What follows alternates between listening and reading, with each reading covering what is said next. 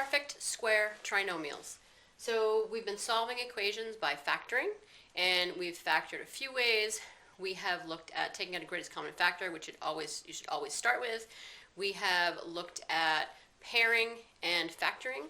We have looked at ax squared plus bx plus c, breaking up the middle term into two terms that have a sum of the product of the first and last term. We have looked at differences of squares, special factoring, and we just recognize the pattern. And the last pattern that we're going to look at is perfect square trinomials.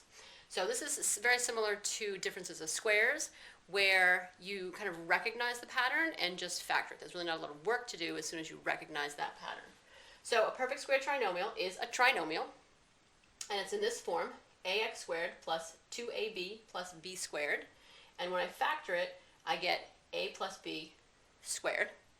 Or I could see a squared minus 2ab plus b squared, and when I factor it, I get a minus b squared. Notice that we have a plus in the middle of this binomial, and there's a plus sign in the middle here. I have a minus sign in my binomial, and my middle term here is also subtraction. So what am I going to look for to see this pattern? I'm going to look for a few things. So my first question is the trinomial in standard form? And that standard form is that ax squared plus bx plus c. Second is the first term of perfect square. So we want that first term of the trinomial to be a perfect square.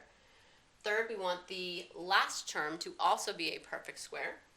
And then the last thing we want to look for is the middle term twice the product of the square root of the first and the third terms. So the first and the last were perfect squares. I want to take their square roots. I'm going to multiply them together, and then I'm going to double that. If that is my middle term, then I have a perfect square trinomial, and I can factor it relatively quickly. So let's take a look at these. We're going to determine if each of these trinomials are perfect square trinomials, and if they are, we're going to factor them. So x squared minus 16x plus 64. So my first term, x squared, is a perfect square.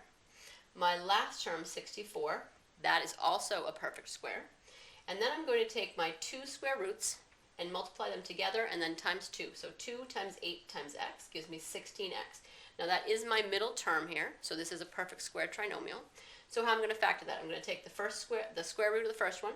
That's my first term of my binomial. The square root of the last one, that's the second term of my binomial. And then the sign of b here in my middle term, ax squared plus bx plus c. Sign of my middle term, and that's what goes in the middle.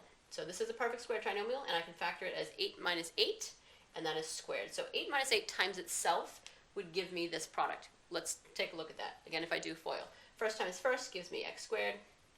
Last times last gives me positive 64. I'm going to do the outer and the inner. I would get negative 8x, and I would get that again. So I'd have negative 8x twice, which would give me that negative 16x in the middle there. So my perfect square trinomial. Let's try another one. M squared plus 10m plus 25. So again, I'm going to look for my first term to be a perfect square, and it is. The square root is m. I'm going to look for my last term to be a perfect square, and it is. My square root is 5. So I'm going to take these two square roots, multiply them together, and then times 2. So I have 2 times m times 5, which is 10m.